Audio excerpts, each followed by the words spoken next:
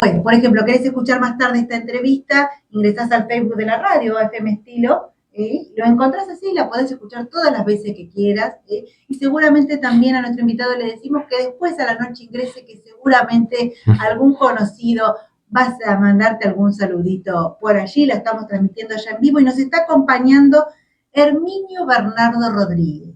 Buenos días, bienvenido. Buenos días, Eugenia. Muchas gracias. Herminio, ¿podemos contar qué día y en qué año naciste? Sí, el 14 de agosto de 1955 a las 6:20 de la mañana. Bueno, con precisión y todo. ¿Y en qué barrio naciste? ¿Cuántos hermanos tenías? ¿Cómo fue esa niñez de Herminio? Nací, bueno, nosotros vivíamos en el campo y nací, por supuesto, mi mamá vino a tener familia al hospital y nací en Deró. Nosotros somos una familia de muchos hermanos. Yo soy el número 11. Y bueno, tuve una niñez muy feliz. Viví en el campo hasta los 6, casi 7 años. Después nos vinimos a vivir al pueblo. Cuando se vienen al pueblo, ¿a dónde vienen? ¿Dónde queda esa casa de la niñez? Físicamente. Bueno, cuando nos venimos a vivir al pueblo fue algo medio no planificado porque, bueno, mi papá tuvo un problema y de la noche a la mañana tuve que dejar el campo donde vivíamos. El campo pertenecía a una hermana, por esas cosas de la familia o de la vida. De un día para otro se tuvo que ir, nos tuvimos que ir. Y en ese momento, de los 11, 5 de nosotros no estábamos casados. Así que a mí me tocó venir a vivir a la casa de Agustín, el tercero en la generación. Primero estuvo Nena, después Bruno, después Agustín, junto con Juan. Y Lidia y Juanita fueron a casa de 2 hermanas y Miguel fue a la casa de una familia amiga. Bien. Hay como mucho cambio, pero quiero que nos cuentes también, tu nombre es Herminio y es un nombre que heredaste de varios de la familia. En realidad, de los 11 hijos que tuvo papá, eh, repitió 2 nombres.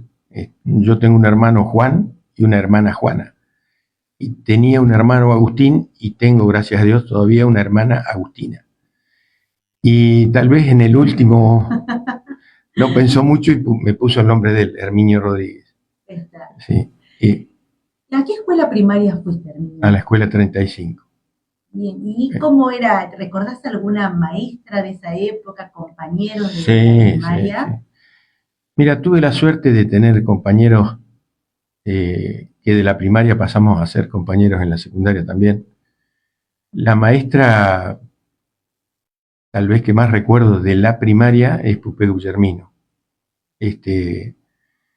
Y bueno, con uno de los compañeros que más tiempo fuimos juntos a la escuela fue con Luis Estracia. Con él hicimos la primaria y la secundaria juntos. Esas etapas hermosas de la vida que uno no se olvida, ¿no? ¿Cómo era? ¿A qué jugaban mayoritariamente? ¿Vos eras un travieso? ¿Eras más bien tranquilo? ¿Cómo fue esa etapa? Mira, yo nunca me destaqué por algún deporte en especial. El único deporte que siempre me llamó la atención y me gustó y alguna vez participé fue en el automovilismo. En la etapa de la escuela primaria participé en un equipo de básquet de la escuela, ¿Quién era el pero profe de educación física? Domingo Pastor Merlo. Así que bueno, no. Lo que pasa es que tal vez el hecho de vivir en el campo los primeros años, jugaba al fútbol como cualquier pibe, pero entre 2 o 3, que eran los que vivíamos en el campo. Claro. Domingo Pagano, que era un señor que trabajaba con mi papá, tenía un hijo llamado Alfredo, se llama, y bueno, con él fue con el que compartí la niñez hasta los 7 años que nos vinimos, que en mi caso me vine a vivir al pueblo. Y había que rebuscársela con lo que se pudiera ahí en el campo, Sí, obviamente. sí. Y aparte de Pupé, ¿alguna otra maestra de la época de la primaria? ¿Llegaste siempre a ir al edificio nuevo de la Escuela 35? Justo cuando yo empecé, fue en el edificio nuevo. Eh, la que más, no sé, viste que cuando te queda el nombre de alguna maestra o profesora en especial, por algo es. Eh, estuve con varias maestras, Sí. pero Pupé en mí fue la maestra que medio que me daba los consejos de mi madre. Fue muy, muy, muy amable conmigo, muy cariñosa. Y bueno, será que por eso uno Uno tiene ese recuerdo, sí. ¿no? Herminio, y aparte de Stracia, ¿algún otro compañero de la promoción de la Escuela 35? Y sí, vino Bichito Vicente, que no recuerdo ahora cómo era el nombre. La verdad que se me confunde un poco la primaria con el Bueno, vamos con secundario, el secundario. Entonces. porque muchos, en el secundario sí, porque hicimos 5 años juntos. A ver quién De estaba en esa promo. los varones era Luis Estracia, Luis Marchese, Jorge Cuadro, Jorge García. En alguna etapa fui compañero de Payo González. Este, eh, en la parte de las chicas estaba Graciela Besosi, Analía Flores, Raquel Holgado, Silvana Ayude. No me quiero olvidar de ninguno porque después después te van a pasar la factura. Sí, pero bueno, la verdad que fue una etapa muy linda. ¿La promoción del secundario en qué año egresó? 78 creo. Está. ¿Y ahí? No, 78. No me acuerdo. Bueno, no importa, no importa. No está, nada. 73. Ahí está. Egresado 73. Bien, promo 73, ¿bachiller nacional o comercial? Comercial. ¿Y profes de ese bachiller comercial? Mira, con respecto al secundario es un poco más amplio. Con un profesor que nos identificamos la mayoría, de hecho lo elegimos como padrino y nos acompañó en el viaje de egresado, fue Gepeto Gavarro. Era una persona muy especial, muy buena persona, muy buen consejero. También la señora de Marcheletti, Eli, fue de los profesores que te marcan o que te marcaron, ¿no? La etapa del secundario nuestra fue una etapa realmente para mí, muy linda. Nos hicimos muy amigos, nos hicimos muy compañeros. De hecho, tenemos un grupo de WhatsApp y cada tanto nos juntamos. Contacto, sí. Claro. Y siempre cuando nos juntamos salen anécdotas de la escuela, ¿no? Se habla un poco del presente y de lo que hemos vivido desde que terminamos quinto año hasta ahora, pero lo que más surge en las reuniones es te acordás de tal cosa, te acordás de tal otra. ¿Alguna anécdota que se pueda contar de esa época? Sí, y tal vez una de las anécdotas más lindas es cuando viajamos a Carlos Paz de viaje egresado. Porque en esa época no se acostumbraba a Bariloche, sino que se iba... Mira, en esa época ya empezaba un poco, y fuimos a votación, si Bariloche o Carlos Paz, y decidimos Carlos Paz. Lo decidieron más las chicas que los varones. Porque supuestamente en Carlos Paz había más boliche, como ¿viste? Pero bueno. Y qué sé yo, como anécdota graciosa fue uno de los compañeros, que no voy a dar el nombre por una cuestión ética. Perfecto. Contamos los hechos, nada más. Sí. no sé si el primero o segundo día de estar en Carlos Paz, conocí una chica, bueno, se pusieron a charlar y nosotros íbamos a ir a los próximos días de excursión a Córdoba, capital. Entonces la chica le dijo que se podían encontrar en la plaza de Córdoba, pero no le dijo qué plaza. Es un poco grande Córdoba. Por lo tanto, bueno, fuimos a Córdoba, pero el amigo nunca se pudo ver con esa chica porque no supimos qué plaza era. ¿Qué plaza era? Y no existía todo lo que existe ahora por para supuesto, poder comunicar. por supuesto. Pero fue un viaje muy lindo, la verdad que disfrutamos del viaje, fuimos siempre todos a las excursiones, fuimos un grupo de andar siempre juntos. Muy compañeros, sí. Termina la etapa del secundario, y bueno, hay que tomar la decisión de qué se va a hacer, ¿no? Uno a veces dice, bueno, como que a veces están pensando distinto los pibes ahora, que ahí uno era más estructurado y dice, bueno, voy por acá y como que toda la vida tengo que ir por ahí. ¿Cómo aparece en tu vida los aviones? ¿Cómo aparece eso? Mira, mi papá, había una empresa acá que fue la empresa más famosa y la más grande de la provincia de Buenos Aires, que se llamaba La Bonaerense, que estaba en Bonifacio y Laguna Alsina, sabes que es el mismo pueblo. Sí. Y esa empresa que tenía muchos aviones salía a trabajar, estamos hablando del año 50 y pico, a los distintos pueblos cercanos, y iba a los distintos campos y pedía permiso para hacer pistas. Mi papá le dio permiso para hacer una pista en el campo y vinieron a trabajarle a la gente de la pista del campo. Entonces ahí ya era muy chiquito, me llamó la atención como todo chico, ¿no? Y yo recuerdo que a la tardecita cuando paraban los aviones yo iba, siendo muy chico, me gustaba andar y escuchar a los pilotos y para mí eran series especiales, ¿viste? Claro. Cuando vos sos chico todo lo ves enorme, magnificado. Claro. Y bueno, pero desde entonces me gustan y me llamaron la atención los aviones. Después con el correr del tiempo y corriendo ya los años del secundario, Luis Estracia tenía un primo que era piloto y él decía que iba a seguir la carrera de piloto. Y por supuesto yo me embalé porque ya venía con el arrastre de la niñez y dije, bueno,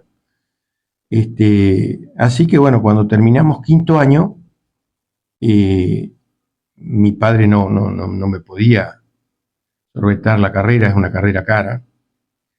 Entonces elegí ir a la séptima brigada aérea, a la séptima brigada aérea estuve más tarde. Decidí irme a la escuela en Córdoba de aviación. Hice el examen de ingreso, muy bien, me fue muy bien, gracias a Dios.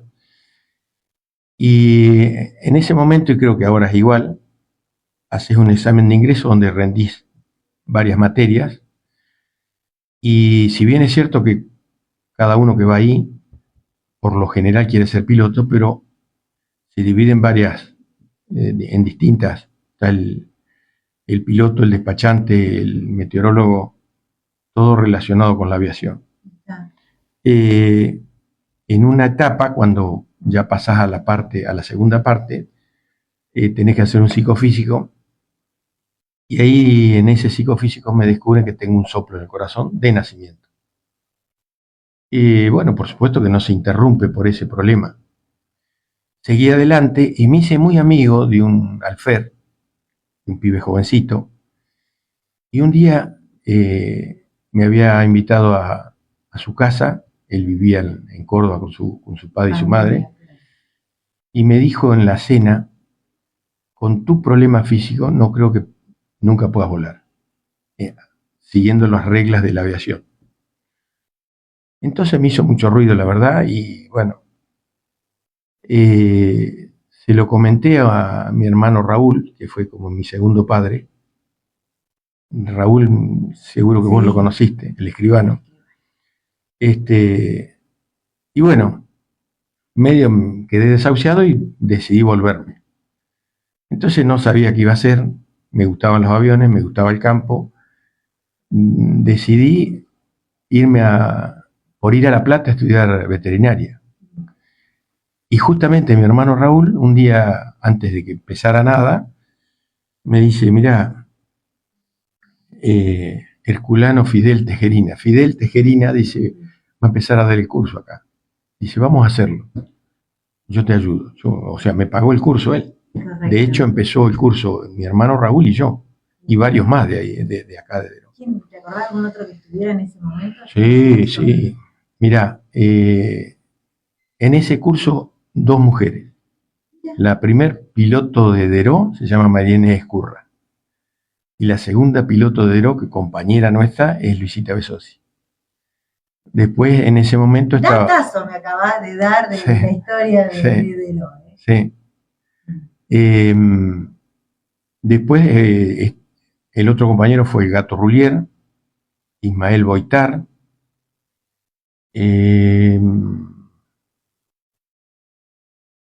De esa camada, creo que de Deró éramos esos nada más. Estoy recorriendo mentalmente, porque después hubo otra camada donde otro que hizo el curso fue Carlitos Besosi, pero ese fue en una camada siguiente. Y mi primer instructor fue Fidel Tejerina, que hace poquito falleció. Y ahí, pero en algún momento vos también viajaste para seguir esta formación. Claro, el tema es así, cuando la carrera de piloto, para hacerla como debería hacerla todo el mundo, por lo menos como la hizo mi hijo, por consejo mío, debería empezar con piloto de planeador.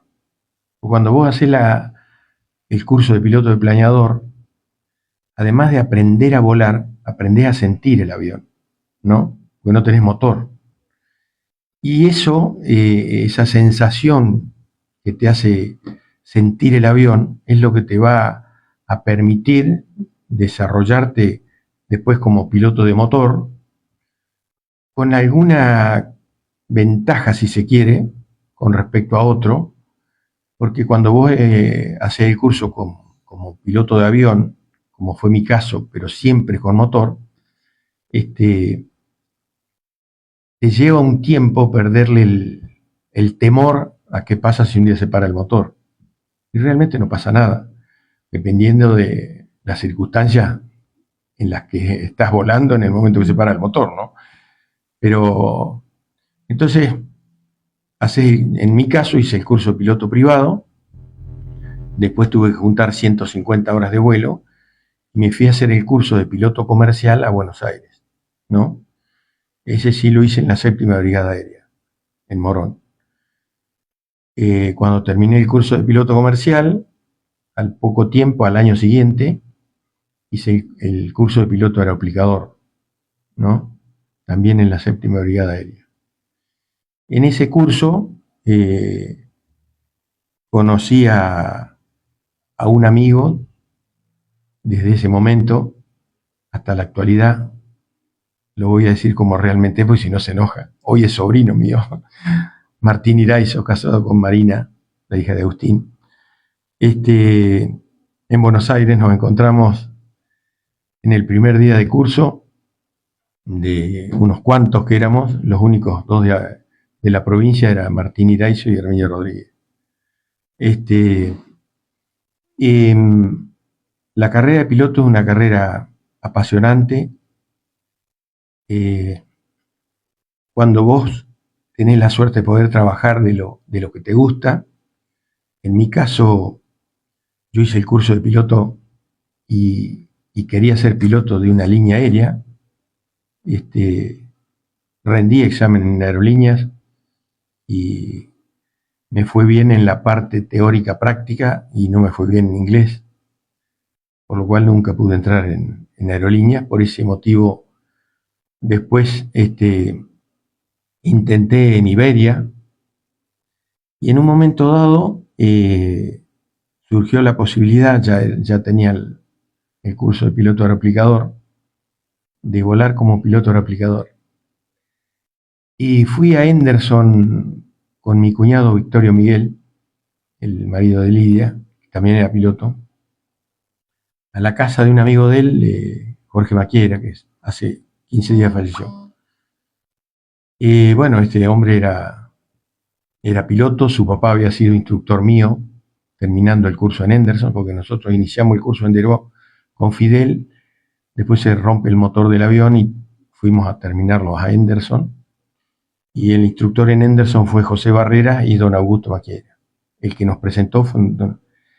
Entonces yo le pregunté a Jorge en ese momento qué haría él en mi lugar. Y me dijo, entre volar llevando pasajeros y volar aplicando, yo elegiría aplicar. Y elegí eso. Así que bueno, cuando vos sos piloto replicador o cuando tenés una empresa de aviación y tu hobby es la aviación, tu formación es ser piloto, entonces se juntan los roles. La pasión, la profesión, y bueno, yo tuve la suerte de trabajar en lo que me gusta, de hacer lo que me gusta, y me permitió criar 5 hijos, y con mi mujer siempre, además de ser muy compañeros, tuvimos siempre presente de que queríamos que los hijos darle la mejor educación, que fueran todos profesionales si se podía. Pues en definitiva es lo que venía arrastrando de lo que escuchás en tu casa, ¿no? Claro. Vamos a hacer un paréntesis en esta historia, porque ya que la mencionaste a tu mujer, porque siempre es un gran apuntalamiento a la familia, la vamos a mencionar a ella, quién es ella, el nombre de tus hijos. Bueno, cómo no. Sí. Mi señora es María Inés Guerinó. El papá era médico y la mamá era profesora de geografía. Arturo Guerinó y Emilce Eschinca de Guerinó. Mira, mi mujer para mí ha sido el puntal desde que la conocí. Te casaste muy jovencito, aparte. Sí. Bueno, siempre decimos, yo tenía 23 años y ella tenía 21. Nos casamos el 7 de julio y yo el 14 de agosto, y ella el 13, ella cumplía 22 y yo 24. Por lo cual, cuando me preguntan a la ligera, digo, yo tenía 24, no, tenía 23, me faltaban, ¿no? Tuvimos 5 hijos. Mariano, el mayor, hoy es piloto de aerolíneas. Luciana, la que le sigue, es médica, está en Canadá, es médica pediatra. Alfonso, que estudió administración de empresas, hoy está acá en Deloitte, está llevando adelante la empresa. Camila, que es odontóloga, se acaba de venir a vivir a la Argentina después de vivir 9 años en España. Y Malela, la más chiquita, que es diseñadora gráfica y de indumentaria. Bien. Imagino también lo difícil, ¿no? De congeniar la profesión, la crianza de los chicos.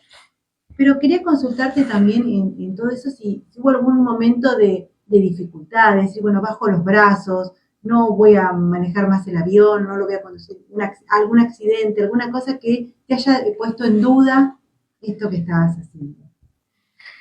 Mira, en duda el tema de volar no, jamás, porque yo digo que es lo único que sé hacer, ¿no? Entonces, nunca. Como cosas difíciles tuvimos, cosas difíciles. La aviación es la aeroaplicación sobre todo es una actividad de mucho riesgo.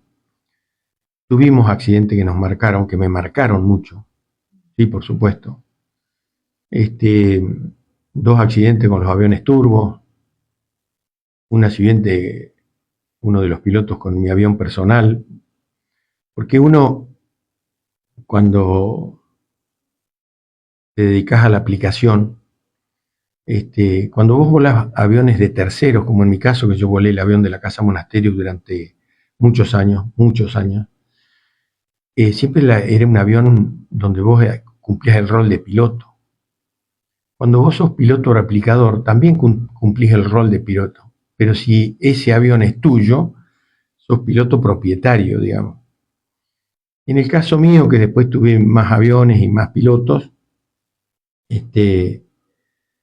siempre estaba el avión que yo volaba, que yo decía, este es el avión mío. En realidad, todos los aviones eran de la empresa y la empresa era de mi familia, de mi mujer y mis hijos y mía, ¿no? Así que bueno, eh, el accidente que tuvo el piloto en este avión, que era un Cessna, me marcó mucho porque, bueno, ocurrió cuando recién empezaba la carrera. Gracias a Dios no le pasó absolutamente nada, pero ahí me di cuenta, porque me golpeó de cerquita la puerta el accidente, de que si bien es cierto que yo sabía que era una actividad de riesgo, bueno, vos pensás que las cosas le pasan a los demás, no a uno. Y cuando le pasa a una persona tan cercana, medio que te... Pero bueno, nunca bajé los brazos, no por eso pensé en nada. Al contrario, este chico cuando tuvo el accidente, medio que pensó en dejar de volar y yo lo incentivé a que siguiera volando. De hecho, un avión que había comprado en Brasil fue el primero en volarlo. O sea, lo volaba yo y al primero que se lo presté fue a él. Y por suerte pudo seguir su carrera, y hoy es piloto profesional aeroaplicador, ¿no? Este, Todas esas cosas te marcan tal vez comercialmente, porque cuando tenés un accidente de avión la pérdida económica es muy grande si no tenés seguro.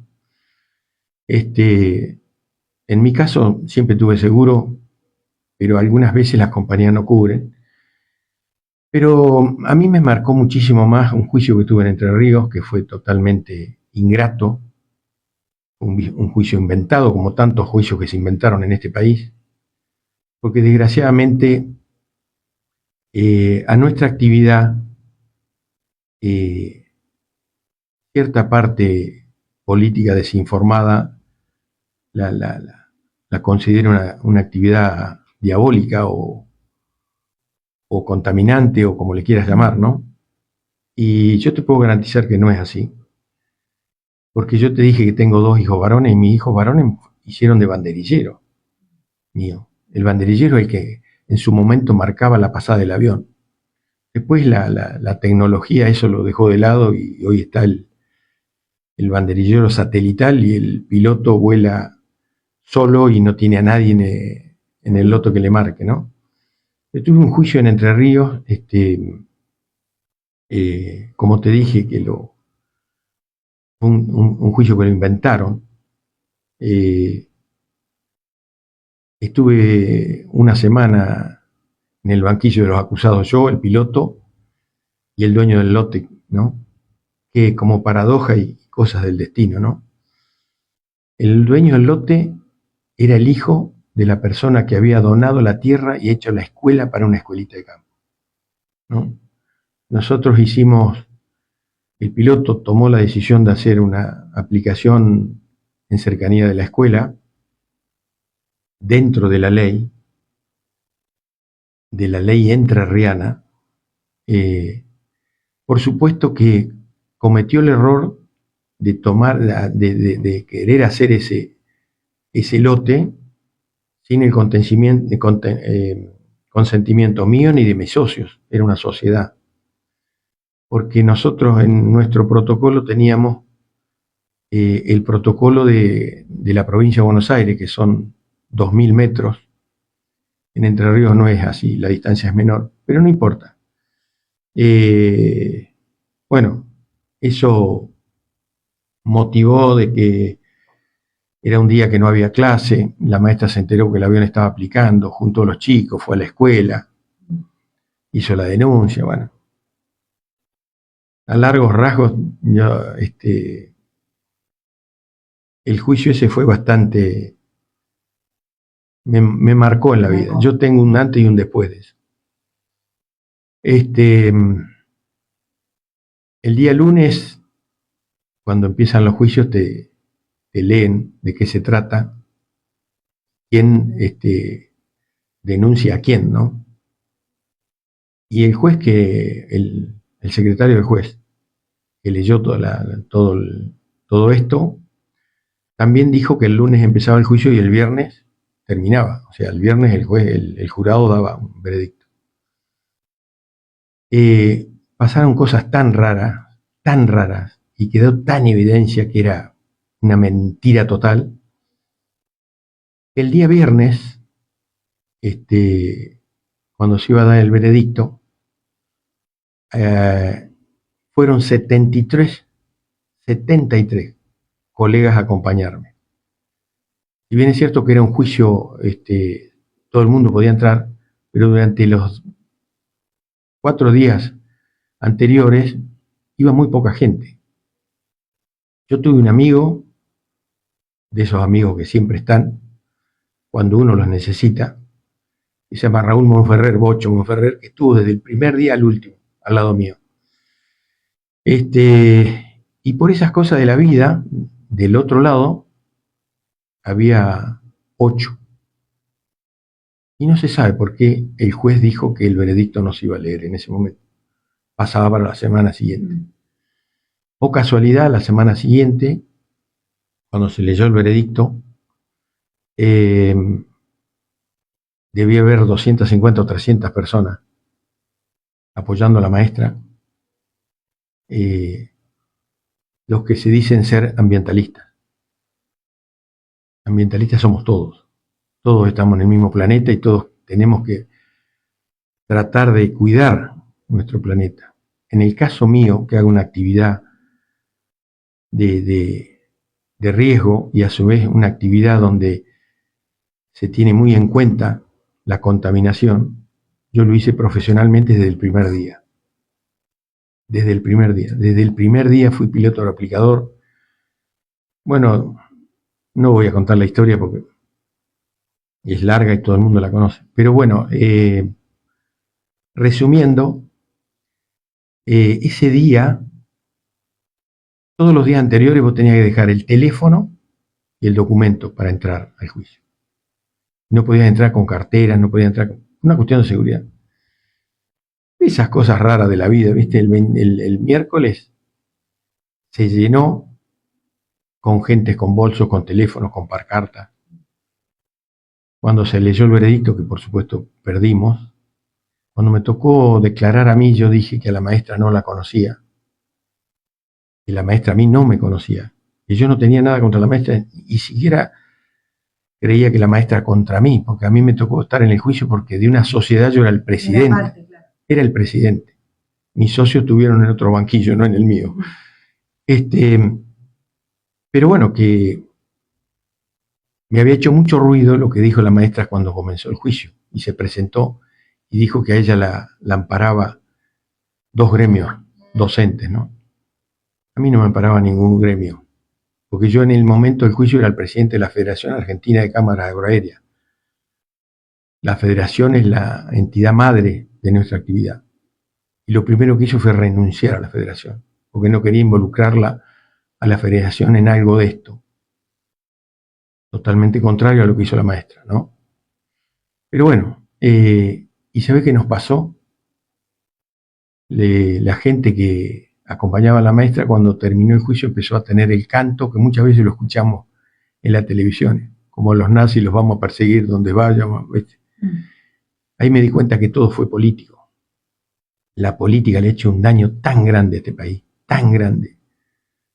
Los malos políticos, o la mala política, no son todos así, no es toda la política igual. Si hubiéramos sido un poco más patriotas, tendríamos un país mucho mejor del que tenemos. Y bueno, pero vivimos en este país y las cosas pasan acá. Hay que saber. Todo esto te lo cuento porque cuando salimos de Entre Ríos para acá, mi hijo Alfonso me dijo, ¿qué vamos a hacer, viejo? Acá hay 2 caminos, o dejamos o seguimos. Y yo dije, voy a doblar la apuesta. Yo no cometí ningún error, he cometido millones de errores en la vida como cualquier ser humano, pero no fui culpable de nada. De hecho, en el juicio salió que no, el veredicto salió por otra cosa totalmente distinta. Pero bueno, cosas que pasan. El niño, en tu carrera como piloto primero fuiste empleado. Sí. en esa época de empleado, ¿con quién más compartías con alguien más esta tarea de aeroaplicador o eras vos como el responsable Yo, de esa? el primer avión aeroaplicador que volé era de un señor que se llama Juan Fantini de Bonifacio. Un año. Al año este hombre terminó la campaña y bueno,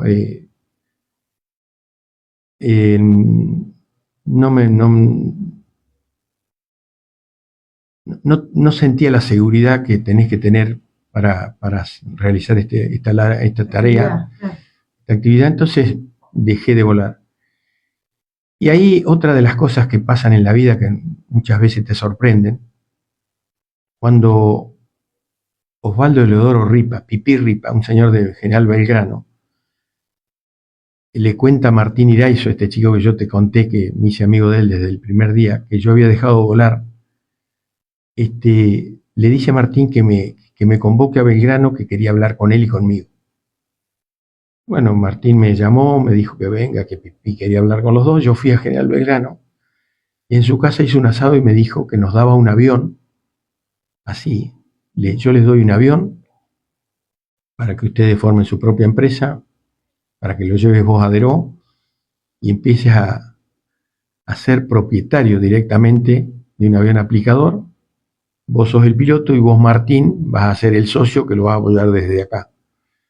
Eso a mí también me marcó mucho, porque una persona casi sin conocerme creyó en mi persona, creyó en Martín primero que nadie, que era su ahijado y su piloto, y él nos permitió empezar en esta actividad. En todo momento es difícil, pero me allanó el camino o nos allanó el camino para hacerlo, ¿no? Así que realmente yo estoy agradecido de lo que hago, de lo que hice y amo esta actividad. ¿Cuántos años tiene la empresa, tu empresa privada? Ya vos como dueño y ya, ¿no?, al frente de esta suerte de organización de la aeroaplicación. Mira, la empresa, yo no comencé la actividad el 24 de julio, pero sí le puse como fecha de inicio un 24 de julio porque era el día 24 de julio cumpleaños mi padre. Y en homenaje a él decidí que las campañas empezaban el 1 de agosto y terminaban el 24 de julio. Así fue como yo arranqué con una empresa muy chiquitita, después fue creciendo. En su esplendor llegamos a tener 78 empleados, muchas máquinas terrestres, muchos aviones, aplicábamos en el Chaco, en Entre Ríos, en Carué. La verdad que era un despliegue tremendo. Y con el correr del tiempo,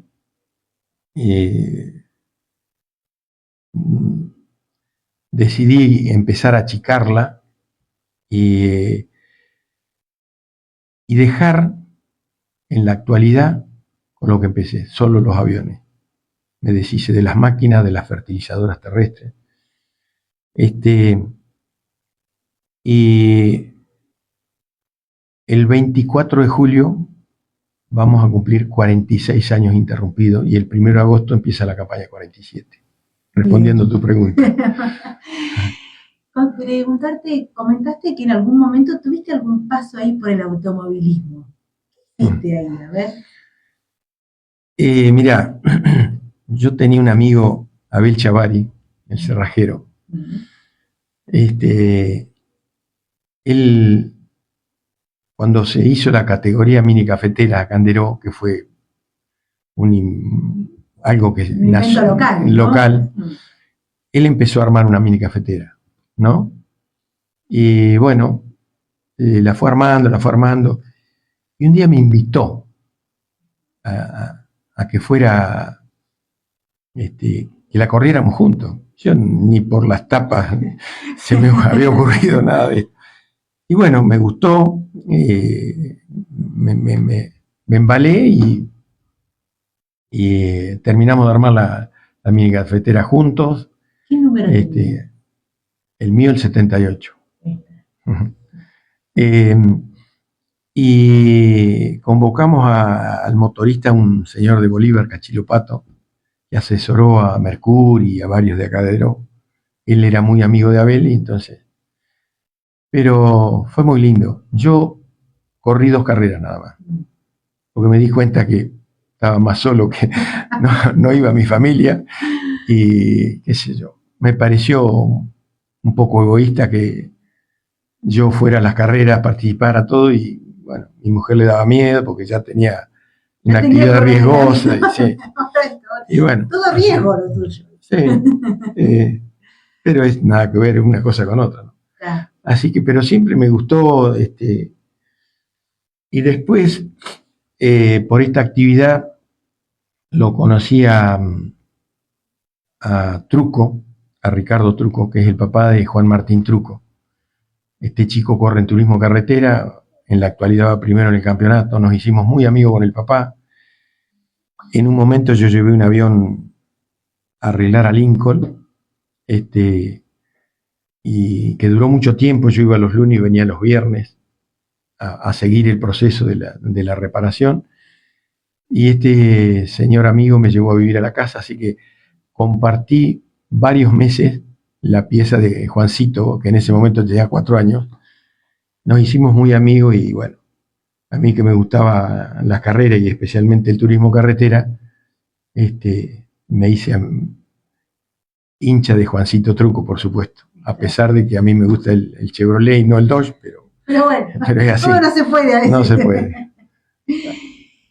El niño, bueno, son 10:44, hemos recorrido una cosa que nos faltó quizás contar, aunque seguramente muchos de nuestros oyentes conozcan, es contar el nombre de tus 10 hermanos.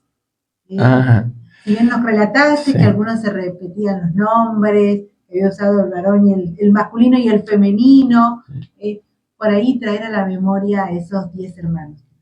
Sí, mi hermana, la mayor, Nena Rodríguez, todos la conocían, se llamaba Isabel Rodríguez. Después está Bruno Rodríguez, Agustín, Raúl, Carlos Alberto, Beto, Agustina, Juan Miguel, Lidia y yo. Esos somos los 11. Los 11 Rodríguez, esas familias numerosas que había antes, también muy unidas. Totalmente. Sí, mamá siempre brigó por la unión de la familia, mi papá también. No dijimos el nombre de tu mamá. María Cruz Francisca Sánchez. Cuando mamá cumplió 80 años, hicimos una fiesta y éramos más de 150. Mamá llegó a tener tataranietos. Era una santa la mamá.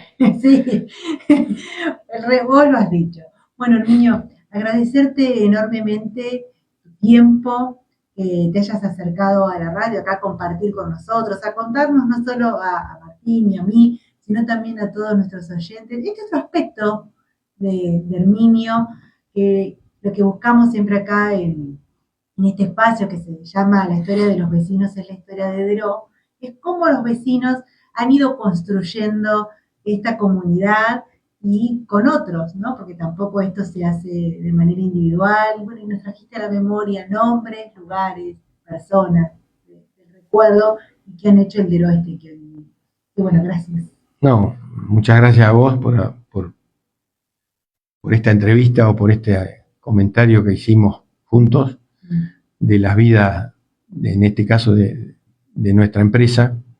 Yo estoy sumamente agradecido a Deró, soy fanático de este pueblo y bueno, tuve la suerte de poder tener una empresa y dar trabajo a muchos deroenses que hoy los cruzo por la calle y todos tenemos o guardan un lindo recuerdo de la empresa y de la convivencia con esta actividad tan hermosa que tenemos. Así que muchísimas gracias. A vos y hasta la próxima. Bueno, adiós.